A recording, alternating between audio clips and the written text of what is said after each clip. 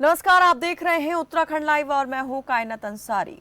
और बुलेटिन की शुरुआत करते हैं इस वक्त आ रही बड़ी खबर के साथ। पिथौरागढ़ से बड़ी खबर, सीएम के दौरे को लेकर आ रही ये बड़ी खबर। पिथौरागढ़ दौरे पर आज सीएम पुष्कर सिंह धामी आपदा प्रभावित क्षेत्रों का हवाई सर्वेक्षण करेंगे सीएम। आपदा प्रभावित ग्रामीणों से मुलाकात करेंगे सीएम। धारचूला के स्थानीय लोगों से भी मिलेंगे सीएम धामी। बड़ी खबर इस वक्त की, शाम 5 बजे उधम सिंह नगर में बहुउद्देशीय शिविर का करेंगे शुभारंभ। आज आपदा प्रभावित इलाकों का हवाई सर्वेक्षण करने निकलेंगे सीएम धामी। पिथौरागढ़ दौरे पर आज पुष्कर सिंह धामी आपदा प्रभावित क्षेत्रों का करेंगे हवाई सर्वेक्षण। आपदा प्रभावित ग्रामीणों से करेंगे मुलाकात। धारचूला के स्थानीय लोगों से भी मिलेंगे सीएम धामी। शाम 5 बजे उधम सिंह नगर में बहुउद्देशीय शिविर का करेंगे शुभारंभ। बड़ी खबर इस वक्त की, मुख्यमंत्री पुष्कर सिंह धामी का आज पिथौरागढ़ दौरा, हवाई सर्वेक्षण करेंगे आज सीएम। ज्यादा जानकारी देंगे हमारे सहयोगी मनीष। मनीष, मुख्यमंत्री के इस दौरे को किस तरह से देखा जाए, हवाई सर्वेक्षण कहां कहां करने वाले हैं और उनके साथ इस दौरान कौन कौन मौजूद रहेगा? जी, आज मुख्यमंत्री का 9:15 बजे धारचूला का दौरा है। वो हवाई सर्वे करेंगे। जहां जहां आपदा प्रभावित क्षेत्र हैं वहां का हवाई सर्वे करने के बाद वो धारचूला में जो भी आपदा पीड़ित हैं, जो प्रभावित लोग हैं, उनसे मुलाकात करके समस्या जानेंगे। शुरुआत कहां से करेंगे? जैसे आपने बताया कि 9:30 बजे धारचूला से शुरू होगा उनका ये हवाई सर्वेक्षण। इसके अलावा और कहां कहां मुख्यमंत्री आज आपदा प्रभावित इलाकों का दौरा करने वाले हैं हवाई सर्वेक्षण के जरिए? हवाई सर्वेक्षण की जगह जहां भी आपदा आई हुई है, जहां जहां आपदा ज्यादा आई हुई है, वहां वहां वो सर्वे करेंगे। उधम सिंह नगर में भी किसी शिविर का शुभारंभ करने वाले हैं, इसके बारे में जरा बताएं। जी, इसके बाद वो जैसे यहाँ से 12 बजे करीब वो यहाँ से वापस उधम सिंह नगर चले जाएंगे। फिर वो उधम सिंह नगर, उनका प्रोग्राम उधम सिंह नगर है। जी, इस दौरान क्या कोई बड़ी घोषणा भी कर सकते हैं सीएम?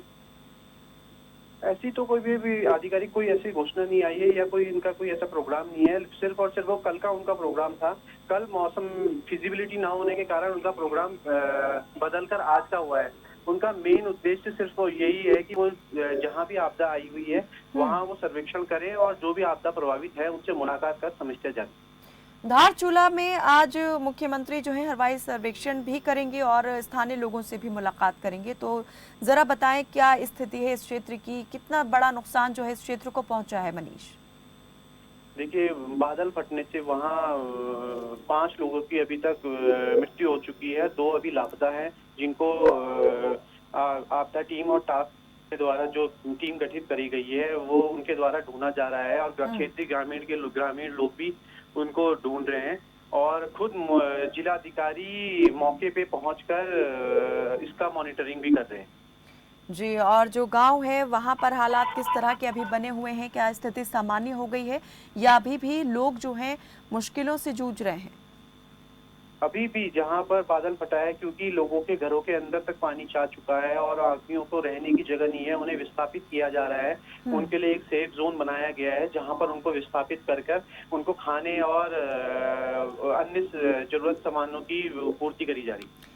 यानी कि राहत शिविर में उन लोगों को रखा गया है और प्रशासन की ओर से उन्हें खाने और दूसरी जो संबंधित चीज़ें हैं वो पहुंचाई जा रही हैं। बहुत शुक्रिया मनीष इस तमाम जानकारी के लिए। तो आज हवाई सर्वेक्षण, मुख्यमंत्री का हवाई दौरा रहेगा, धारचूला का हवाई सर्वेक्षण करेंगे, आपदा प्रभावित इलाकों का दौरा तो करेंगे ही, साथ ही स्थानीय लोगों से भी करेंगे मुलाकात, उनकी समस्याओं के बारे में जानेंगे सीएम। और एक और बड़ी खबर का रुख करते हैं। उत्तराखंड में चुनाव से पहले कांग्रेस का बढ़ रहा कुनबा। बड़ी खबर इस वक्त की, चुनावी सरगर्मी से जुड़ी कांग्रेस का बढ़ रहा है कुनबा। बीजेपी नेताओं का कांग्रेस में शामिल होने का सिलसिला जारी। विनोद चौधरी सैकड़ों समर्थकों के साथ थामेंगे कांग्रेस का दामन। कांग्रेस प्रदेश अध्यक्ष गणेश गोदियाल और हरीश रावत की उपस्थिति में होंगे शामिल। बीजेपी युवा मोर्चा के दर्जनों कार्यकर्ता भी होंगे कांग्रेस में शामिल। प्रीतम सिंह की उपस्थिति में थामेंगे कांग्रेस का दामन। ज्यादा जानकारी देंगे इस पर हमारे सहयोगी कैलाश जोशी। कैलाश जी जरा बताएं, कांग्रेस के लिए फायदा और बीजेपी को बड़ा नुकसान दिखाई दे रहा है क्या? ये इस तरह से पलायन शुरू हो गया है बीजेपी से कांग्रेस की ओर। देखिए कायनात, आपको बता दूं कि लगातार जैसे कि 2022 नजदीक है, चुनावी समर यहाँ पर दोनों पार्टियों ने चुनावी बिगुल फूंक दिया है। चुनावी मोड में दोनों पार्टियां, भाजपा कांग्रेस दोनों आ चुकी हैं। तो अब जो है लगातार जो सिलसिला है कांग्रेस से भाजपा में जाने का और भाजपा के लोग कांग्रेस में आने का, ये सिलसिला यहाँ पर चालू हो गया है। इसी कड़ी में आज जो है गोविंद चौधरी जो है वो हरीश रावत प्रदेश अध्यक्ष गणेश गोदियाल के नेतृत्व में जो है कांग्रेस का दामन थामने वाले हैं। गोविंद चौधरी जो बीजेपी के नेता हैं, इनके अगर हम बैकग्राउंड की बात करें तो किस तरह का आप देखते हैं? कितना इनका जो है जनता के बीच में पकड़ मजबूत है इनकी? देखिए कहना तो आपको बता दूं कि लगातार जो सिलसिला है ये कार्यकर्ताओं का सिलसिला जो है एक पार्टी से दूसरी पार्टी में जाने का लगातार चलता रहता है, क्योंकि चुनावी समर है और चुनावी समर में जो छोटे छोटे कार्यकर्ता होते हैं वो अपना अपना जो है पाला बदलने का प्रयास करते हैं, क्योंकि कार्यकर्ताओं को भी ये लगता है कि इधर मेरी अनदेखी हो रही है तो इस पार्टी में जाने से क्या पता मेरा भला हो जाए। तो ऐसी सोच के साथ जो ये छोटे छोटे कार्यकर्ता होते हैं ये पार्टियों का पाला बदलने का काम यहाँ पर करते हैं। इसी कड़ी में जो है आज ये गोविंद चौधरी जो है ये जो है कांग्रेस का दामन थामने जा रहे हैं। गोविंद चौधरी तो थाम ही रहे हैं, अपने समर्थकों को भी साथ ला रहे हैं। इसके अलावा बीजेपी युवा मोर्चा से भी लोग जो बीजेपी के कार्यकर्ता हैं वो कांग्रेस की सदस्यता लेने वाले हैं। अगर मैं ये आपसे पूछूं कि कितने आज जो बीजेपी के कार्यकर्ता हैं, नेता हैं, वो कांग्रेस में जाएंगे तो इनकी संख्या कितनी है? देखिए इस कारण आपको बता दूं कि इसमें जो बड़े बड़े चेहरे हैं, बड़े चेहरे नहीं हैं। ये जो कार्यकर्ता के रूप में जो लोग काम करते हैं पार्टी में, वो लोग कांग्रेस का दामन थाम रहे हैं। कहीं न कहीं उन्हें लगता है कि क्या पता भविष्य में कांग्रेस की सरकार आए तो उनका मान मनोबल बढ़ जाए। तो इसी को देखते हुए जो छोटे छोटे कार्यकर्ता होते हैं वो हर बार जो है जब कांग्रेस की सरकार हो या भाजपा की सरकार हो तो ये पाला बदलने का काम करते हैं। यही सिलसिला यहाँ पर इस वक्त देखने को मिल रहा है। आखिर पार्टी छोड़ने का क्या कारण बताया है? क्या ऐसी वजह हुई? नाराजगी क्या है बीजेपी से जो कांग्रेस की तरफ रुख किया? क्या इस बारे में कोई बयान आया है गोविंद चौधरी की तरफ से? देखिए मैं आपको बता दूं कि गोविंद चौधरी कोई इतना बड़ा नाम नहीं है। मैं लगातार आपको बता रहा हूं कि जो कार्यकर्ता होते हैं जमीनी स्तर पर, जो छोटे छोटे कार्यकर्ता होते हैं, उनका पाला बदलने का जो सिनेरियो होता है वो हर बार एक रूटीन में दिखता है। जब भाजपा की सरकार हो तो कांग्रेस के जो दल बदलू होते हैं वो कांग्रेस से भाजपा में आ जाते हैं और जो भाजपा के लोग होते हैं वो कांग्रेस में चले जाते हैं। तो चुनावी समर है, ये जो सिस्टम इस वक्त चल रहा है ये अब 2022 जब तक चुनाव नजदीक आते हैं तब तक ये लगातार चालू रहेगा। कहीं से छोटे छोटे जो कार्यकर्ता होते हैं जमीनी स्तर के वो भाजपा का दामन थामेंगे। तो इससे कोई ज्यादा फर्क पड़ता हुआ आपकी कहने का मतलब है कि नहीं होने वाला है? कोई ज्यादा फर्क नहीं पड़ेगा बीजेपी को, क्योंकि जो भी चेहरे इसमें शामिल हो रहे हैं वो कोई बड़ा नाम नहीं है, बड़े चेहरे नहीं है, सभी बीजेपी के जमीन से जुड़े कार्यकर्ता हैं। चलिए, बहुत शुक्रिया कैलाश जोशी जी इस तमाम जानकारी के लिए।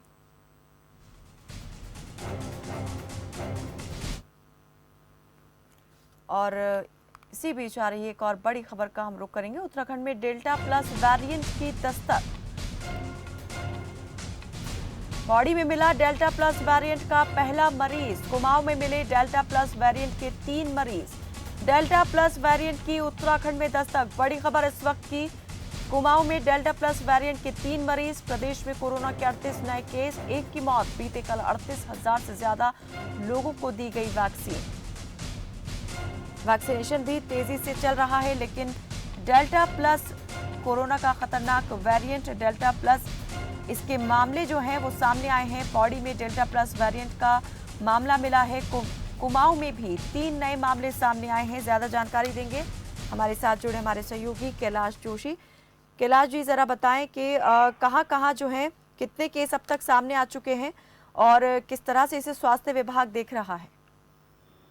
जी बिल्कुल कायनात, आपको बता दूं कि जो कोरोना वायरस का जो संक्रमण है वो लगातार इस वक्त दोबारा से फैलने लग गया है। कुमाऊं की अगर बात करें तो कुमाऊं में 3 डेल्टा प्लस के मरीज सामने आए हैं, और पौड़ी जिले की अगर हम बात करते हैं तो पौड़ी में 2 केसेस सामने आए हैं।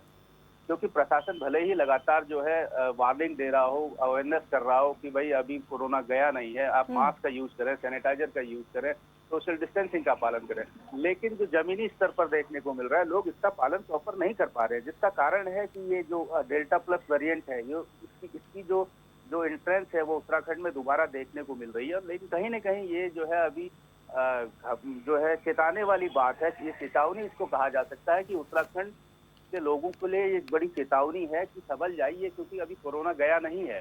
क्योंकि कोविड को लेकर भले ही सरकार बिल्कुल सतर्क हो, जगह जगह कोविड टेस्टिंग करवा रही है, लेकिन बावजूद इसके कि सख्ती भी है, पाबंदी है, कोरोना कर्फ्यू भी लगा हुआ है, प्रशासन ने लगाया हुआ है, अब उसकी जो डेडलाइन है वो और आगे बढ़ा दी है सरकार ने, बावजूद इसके मामले इस तरह से बढ़ रहे हैं, सामने आ रहे हैं। क्या यही वजह है कि नई एसओपी जारी की गई है? देखिए कायनात, मैं आपको बता दूं कि अगर हम कोरोना कर्फ्यू की बात करें, कोरोना कर्फ्यू शासन की तरफ से एक नाम मात्र जो क्या कहते हैं एक निर्देश मान के चलिए उस रूप में चल रहा है, क्योंकि खाना पूर्ति हो गया है, सिर्फ खाना पूर्ति के नाम पर चल रहा है, क्योंकि सरकार भी जो है ज्यादा टाइट नहीं कर रही है जनता को। लेकिन सबसे बड़ी चीज है कि कोरोना कर्फ्यू रात्रि कोरोना कर्फ्यू है, लेकिन जहां तक अगर हम बात करें तो दिन की अगर हम बात करते हैं तो दिन में सारी दुकानें खुली हुई, सारे मॉल खुले हुए हैं, सारा ट्रैफिक खुला हुआ है, और सबसे बड़ी चीज है कि शासन की कोई निगरानी इस पर जिस तरीके से होनी चाहिए वो नहीं दिख रही है। कहीं न कहीं शासन भी लापरवाही की ओर इस पर दिख रहा है। लेकिन सबसे बड़ी चीज है, अवेयरनेस सरकार जरूर लगातार कर रही है, लेकिन सबसे बड़ा मुद्दा ये है कि पब्लिक अवेयर होने के बावजूद भी इसकी अनदेखी कर रही है। ना मास्क का प्रॉपर यूटिलाइजेशन हो रहा है, ना सैनिटाइजर का यूटिलाइजेशन हो रहा है। लोग समझ रहे हैं कि शायद कोरोना चला गया है, लेकिन कहीं न कहीं ये सत्य है कि अभी कोरोना गया नहीं है। कोरोना से अभी बचने के लिए बिल्कुल आदमी को तैयार रहना चाहिए, क्योंकि किसी भी वक्त, क्योंकि जैसे जो वर्ल्ड हेल्थ ऑर्गेनाइजेशन है या जो विशेषज्ञ है उन्होंने कहा है कि जो है तीसरी लहर आ सकती है। तो तीसरी लहर कब और कैसे आएगी इसका कोई इंतजार करने की आवश्यकता नहीं है, लोगों को सतर्क रहने की आवश्यकता है, क्योंकि विद्यालय खोल दिए गए हैं, बच्चों को जो है विद्यालय बुलाया जा रहा है। लेकिन अगर जमीनी स्तर पर अगर हम देखें तो कहीं न कहीं प्रशासनिक अमले की तरफ से भी चूक दिखाई दे रही है, क्योंकि व्यवस्थाओं का जायजा लेने के लिए कोई अधिकारी जमीनी स्तर पर नहीं दिख रहा है। यानी कि जो सिर्फ नियम है वो सिर्फ नियम कागजों तक ही सीमित होकर रह गए हैं, जमीनी स्तर पर उन पर कोई अमल होता हुआ दिखाई नहीं दे रहा है। लोग भी लापरवाह हो गए हैं, प्रशासन भी बेपरवाह दिखाई दे रहा है। मैं आपसे ये जानना चाहूंगी कि पिछले कुछ दिनों में आप किस तरह से देख रहे हैं, मामलों में कितनी बढ़ोतरी हुई है? अब ये जो डेल्टा प्लस वेरिएंट के मामले सामने आए हैं, स्वास्थ्य विभाग अब और कितना ज्यादा सतर्क हो गया है? क्या और कड़े कदम अब उठाए जाएंगे इसको देखते हुए? देखिए, अगर सरकार की बात करते हैं तो सरकार हमेशा ये कहती है कि हम मुस्तैद हैं, किसी भी लड़ाई लड़ने के लिए मुस्तैद है। अगर गौर किया जाए पिछले आंकड़ों की, तो सरकार हमेशा नाकाम रही है, क्योंकि जब से कोविड पिछले 2 सालों से कोविड रहा है भारत में या राज्यों में, तो कोविड में न जाने कितने लोगों ने अपने घरों के चिरागों को खोया है, कितनों ने अपनी माताओं बहनों को खोया है, कितनों ने अपने बड़े बुजुर्गों को खोया है। लगभग हर परिवार से किसी न किसी की जो है मौत हुई है। मौतों का आंकड़ा काफी ऊपर चले गया था, कोविड केसों का आंकड़ा काफी ऊपर चले गया था। शासन का फेलियर कहीं न कहीं दिखाई दिया, क्योंकि कहीं पर ऑक्सीजन की कमी दिखाई दी, कहीं पर जो है डॉक्टरों की कमी दिखाई दी, कोई हाथ लगाने को तैयार नहीं था। लेकिन ऐसे में सरकार का जो आदेश होता है कि हम हर चीज के लिए तैयार हैं, कहीं न कहीं सवालों के घेरे में खड़ा रहता। अगर तीसरी वेव अगर आती है तो तीसरी वेव में कहा जा रहा है कि हम बच्चों के लिए ये खतरनाक होगा, तो इस ऐसे में जो विद्यालय खुले हैं या फिर जो सोशल डिस्टेंसिंग का पालन नहीं हो रहा है, बिल्कुल कहीं ना कहीं ये फैसला भी जो है उस सवालों के घेरे में खड़ा दिखाई देता है। बहुत बहुत शुक्रिया कैलाश जोशी जी इस तमाम जानकारी के लिए। तो उत्तराखंड में डेल्टा प्लस वेरिएंट की, जो कि कोरोना का खतरनाक वेरिएंट है, उसने दस्तक दे दी है। कुमाऊं में इसके मामले सामने आए हैं, पौड़ी में इसका जो केस है वो मिला है, जिसके बाद और चिंताएं बढ़ गई हैं। रुकते हैं एक छोटे से ब्रेक के लिए, जल्द हाजिर होते हैं।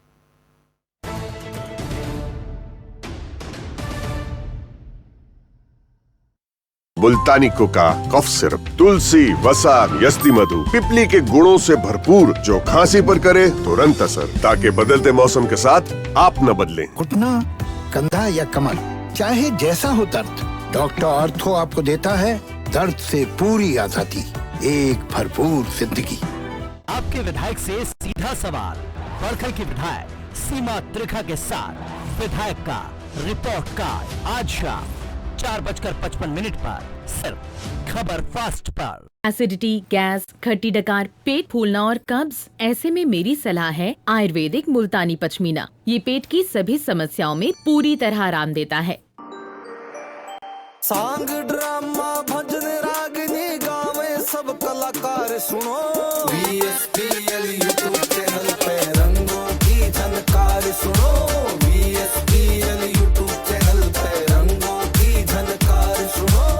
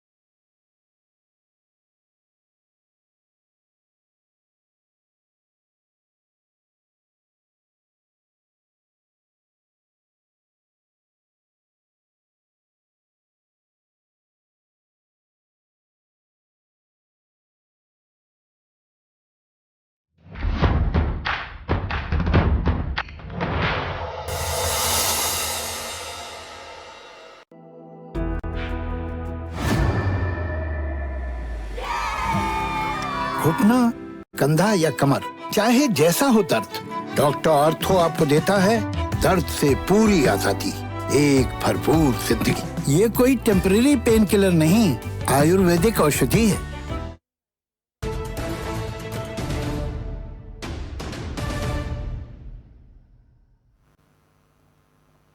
ब्रेक के बाद स्वागत है आपका। देश भर में धूमधाम से जन्माष्टमी मनाई गई और देहरादून पुलिस लाइन में जन्माष्टमी के अवसर पर भव्य कार्यक्रम आयोजित किया गया। मुख्यमंत्री पुष्कर सिंह धामी, महाराष्ट्र के राज्यपाल भगत सिंह कोश्यारी और विधानसभा अध्यक्ष समेत कई गणमान्यों ने कार्यक्रम में शिरकत की। इस दौरान सांस्कृतिक कार्यक्रमों की झलकियां भी प्रस्तुत की गई। जन्म दिवस है और जन्माष्टमी के रूप में हम मनाते हैं। भगवान योगेश्वर भी हैं जिन्होंने पूरी दुनिया को योग सिखाने का काम किया, और आज जिस प्रकार का यहाँ पर मौसम भी हो रहा है, ऐसे ही मौसम में, ऐसे ही इन्हीं स्थितियों में, इन्हीं परिस्थितियों में भगवान श्री कृष्ण का जन्म हुआ है। तो मैं सभी को बहुत बधाई देता हूँ, शुभकामनाएं देता हूँ। तो पवित्र पावन दिन है और मुझे हमारे पुलिस के लोगों को, फोर्स के लोगों को ये जान करके प्रसन्नता हुई कि बहुत उत्साह के साथ, प्रफुल्लता के साथ उत्सव मनाते हैं जन्माष्टमी का, और मुझे भी आज यहाँ आने का सौभाग्य मिला। मैं उन सबको बहुत बहुत धन्यवाद देता हूँ और उन सबको भगवान श्री कृष्ण से प्रार्थना करता हूँ कि इन सब लोगों को ऐसी ताकत दें कि हमारे पुलिस फोर्स हमारे इस प्रदेश से जो भी असामाजिक तत्व हैं उनसे निपटने, उनको दूर करें और न्याय व्यवस्था बनाएं। वहीं आम आदमी पार्टी के वरिष्ठ नेता और सीएम प्रत्याशी कर्नल अजय कोठियाल ने देहरादून के इस्कॉन मंदिर पहुंचकर श्री कृष्ण के दर्शन किए। इस दौरान पूरे देश और प्रदेशवासियों को कृष्ण जन्माष्टमी की उन्होंने शुभकामनाएं दी। उन्होंने उत्तराखंड के नवनिर्माण और विकास के लिए भी प्रार्थना की।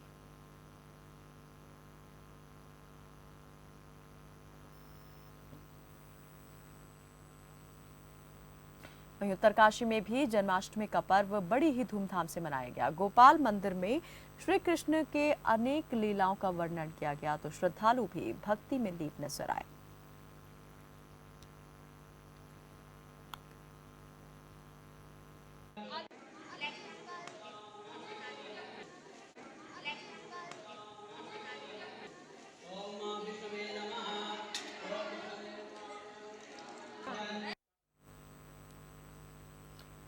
उत्तराखंड के पूर्व सीएम और महाराष्ट्र के राज्यपाल भगत सिंह कोश्यारी उत्तराखंड के दौरे पर हैं। महाराष्ट्र के राज्यपाल भगत सिंह कोश्यारी के द्वारा लिखित भारतीय संसद में भगत सिंह कोश्यारी पुस्तक का विमोचन किया गया। ये पुस्तक राज्यपाल भगत सिंह कोश्यारी के द्वारा भारतीय संसद में दिए गए भाषणों और याचिका समिति के अध्यक्ष के तौर पर लिए गए महत्वपूर्ण निर्णयों पर आधारित पुस्तक है।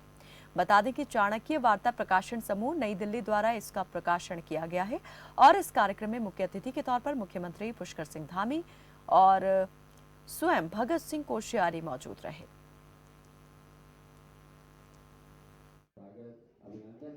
भारत की संसद के अंदर और संसद के बाहर बहुत सारे जो माननीय कोश्यारी जी के द्वारा जो जनहित के मुद्दे उठाए गए हैं, विकास के मुद्दे उठाए गए हैं, उत्तराखंड और देश के परिप्रेक्ष्य में बहुत सारी बातें जो कही गई हैं उसका संकलन यहाँ पर आज पुस्तक के इस उद्घाटन के अवसर पर हुआ है। निश्चित रूप से पुस्तक उनके जो बहुआयामी उनका जो व्यक्तित्व है वो लोगों के सामने जो अनछुए पहलू हैं उस पुस्तक के माध्यम से आएंगे और हम बड़ा उनको शुभकामनाएं देते हैं। आज श्री कृष्ण जन्माष्टमी भी है, उसकी भी सभी को शुभकामनाएं देते हैं।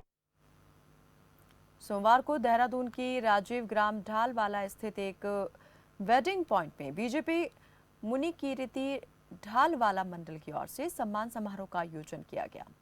कोरोना काल में बेहतर काम करने के लिए आशा और आंगनबाड़ी वर्कर्स को सम्मानित किया गया। कार्यक्रम में कैबिनेट मंत्री सुबोध उनियाल ने बतौर मुख्य अतिथि शिरकत की। कैबिनेट मंत्री ने आशा और आंगनबाड़ी वर्कर्स का आभार भी जताया।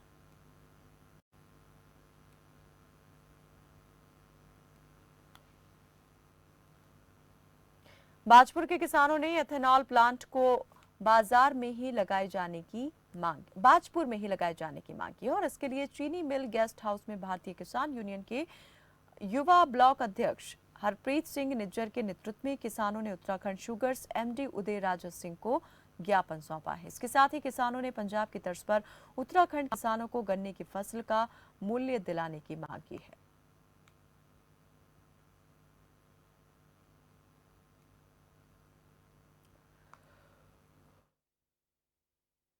हमारी जो मांग है एथेनॉल प्लांट के लिए है।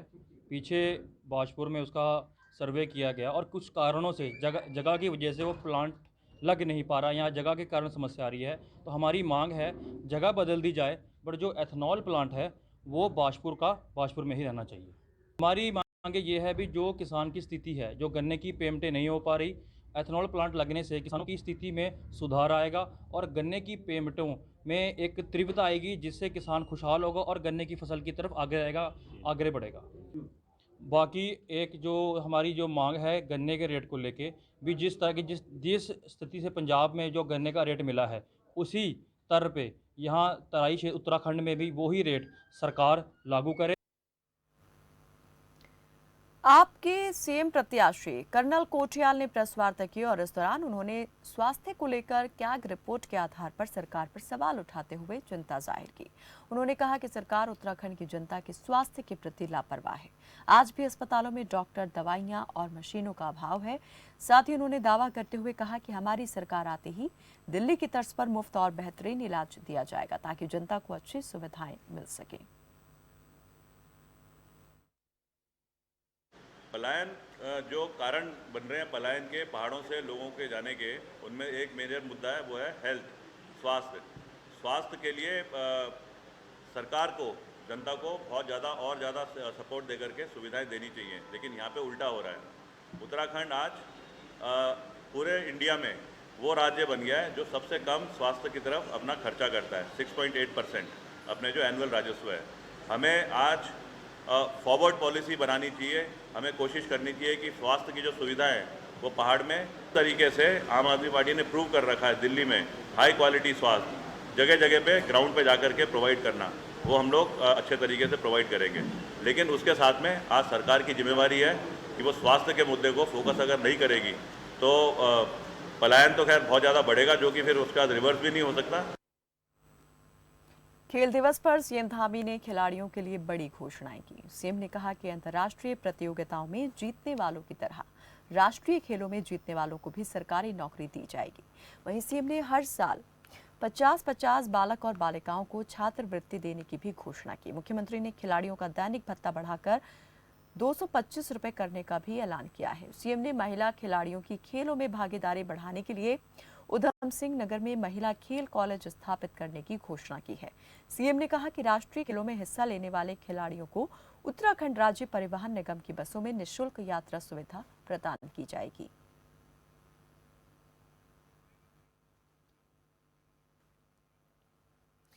बुलेटिन में फिलहाल बस इतना ही। दीजिए इजाजत। नमस्कार।